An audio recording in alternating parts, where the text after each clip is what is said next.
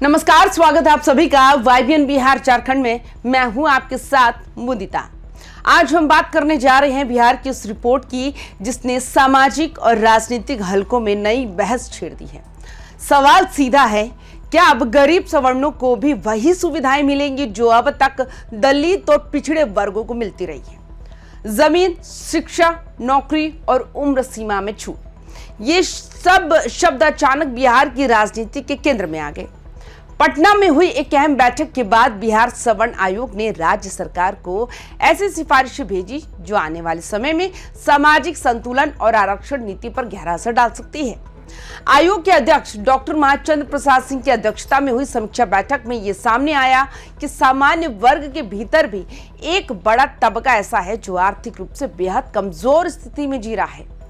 दोस्तों, अब तक हमारी राजनीति में एक धारणा बनी रही कि सवर्ण वर्ग आर्थिक रूप से मजबूत है, लेकिन आयोग की रिपोर्ट इस सोच को चुनौती देती है।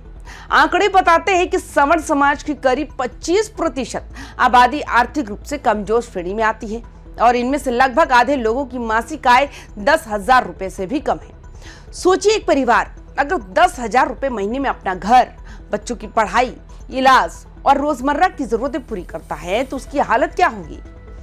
इसी हकीकत को सामने रख के आयोग ने कहा कि वक्त आ गया है कि गरीब सवर्णों के लिए भी वैसी ही ठोस योजनाएं बनाई जाए जैसी अनुसूचित जाति और जनजाति वर्ग के लिए है।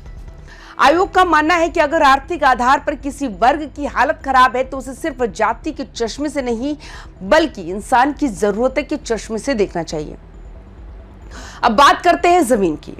आयोग की सबसे बड़ी और चर्चा में रहने वाली सिफारिश यही है कि भूमिहीन सवर्ण परिवारों को बासगीत यानी घर बनाने के लिए जमीन दी जाए। आयोग ने सुझाव दिया कि हर भूमिहीन परिवार को कम से कम 5 डिसमिल जमीन दी जाए ताकि उसके सिर पर छत हो सके। ये मांग केवल कागजों तक सीमित नहीं है बल्कि इसे सामाजिक सुरक्षा का आधार माना जा रहा है। सोचिए दोस्तों, अगर किसी के पास रहने के लिए अपनी ही जमीन नहीं है तो वो कितनी असुरक्षा में जीता होगा। आयोग का कहना है कि गरीब सवर्णों की सबसे पहली जरूरत घर है। बिना घर की शिक्षा, स्वास्थ्य और रोजगार की बातें अधूरी रह जाती है। इसलिए सरकार को प्राथमिकता के आधार पर इस दिशा में काम करना चाहिए। इसके साथ ही एक और बड़ी समस्या सामने आई है, EWS यानी आर्थिक रूप से कमजोर वर्ग का प्रमाण पत्र। आयोग की समीक्षा बैठक में यह पाया गया कि बड़ी संख्या में लोग इसे प्रमाण पत्र से वंचित रह जाते हैं क्योंकि प्रक्रिया में तकनीकी और प्रशासनिक बाधाएं हैं। कई जिलों में आवेदन लंबित पड़े हैं, कई फॉर्म खारिज हो गए हैं और कई लोगों को जानकारी ही नहीं है कि उन्हें क्या करना है। आयोग ने जिलाधिकारियों को निर्देश देने की बात कही है कि EWS प्रमाण पत्र बनाने की प्रक्रिया को सरल किया जाए और ये सुनिश्चित किया जाए कि कोई भी पात्र व्यक्ति इससे वंचित ना रहे। ये बात बेहद अहम है क्योंकि बिना प्रमाण पत्र के गरीब सवर्ण सरकारी योजनाओं और 10% आरक्षण का लाभ नहीं उठा सकते। अब आते हैं उस मुद्दे पर जिसने युवाओं का ध्यान सबसे ज्यादा खींचा है। आयोग ने प्रतियोगी परीक्षाओं में उम्र सीमा बढ़ाने की सिफारिश की है। प्रस्ताव है कि सामान्य वर्ग के लड़कों के लिए अधिकतम आयु सीमा 40 वर्ष और लड़कियों के लिए 45 वर्ष कर दी जाए। अभी तक ये सीमा काफी कम है जबकि दलित और पिछड़े वर्गों को इसमें छूट मिलती है।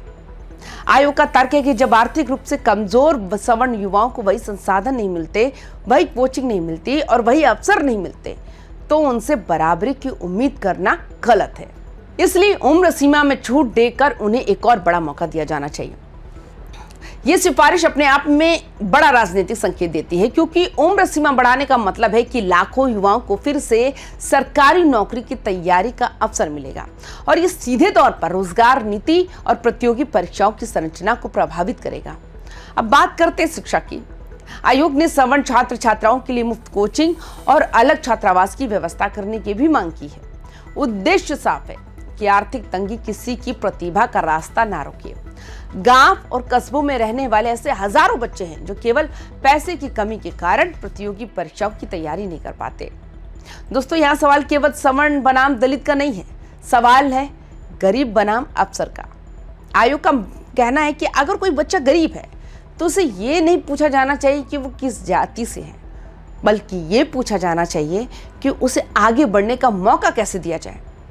केंद्र सरकार ने पहले ही EWS के तहत 10% आरक्षण का प्रावधान किया है, लेकिन आयोग का मानना है कि इस आरक्षण को जमीन पर उतारने के लिए राज्य सरकार की भूमिका सबसे अहम है।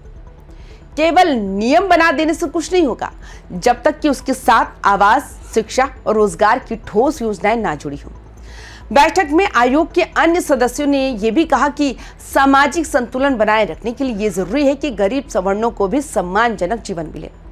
अगर किसी वर्ग में असंतोष बढ़ता है तो उसका असर पूरे समाज पर पड़ता है। अब राजनीतिक पहलू पर नजर डालते हैं। बिहार की राजनीति लंबे समय से जाति समीकरणों पर चलती रही है। दलित, पिछड़ा और अति पिछड़ा वर्ग हमेशा राजनीतिक विमर्श के केंद्र में रहा है। लेकिन ये पहली बार नहीं है जब सवर्ण आयोग की सिफारिशों ने गरीब सवर्णों को एक अलग पहचान देने की कोशिश की है। कुछ लोग इसे सामाजिक न्याय की नई परिभाषा कह रहे हैं तो कुछ इसे राजनीतिक रणनीति मान रहे हैं। सवाल ये भी उठ रहा है, क्या ये सिफारिशें चुनावी राजनीति से जुड़ी है या सच में सामाजिक सुधार की दिशा में कदम है? समर्थकों का कहना है कि ये फैसला समय की मांग है।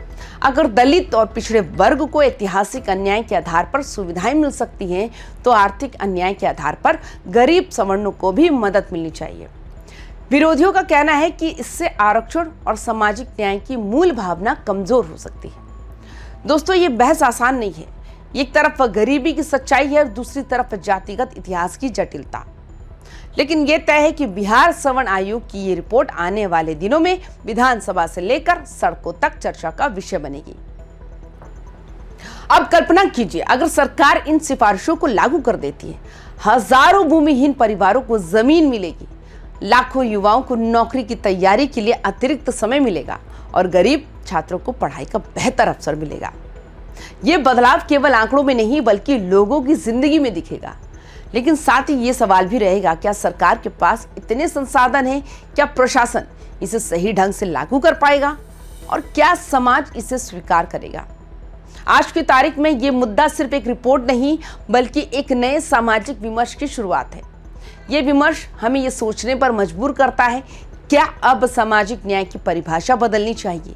क्या जाति के साथ साथ आर्थिक स्थिति को भी बराबर महत्व दिया जाना चाहिए? दोस्तों, बिहार की इस पहल पर पूरे देश की नजर रहेगी, क्योंकि अगर ये मॉडल सफल होता है तो दूसरे राज्य भी इसे अपनाने की कोशिश कर सकते हैं और तब ये बहस केवल बिहार तक सीमित नहीं रहेगी बल्कि राष्ट्रीय स्तर पर सामाजिक नीति की दिशा बदल सकती है।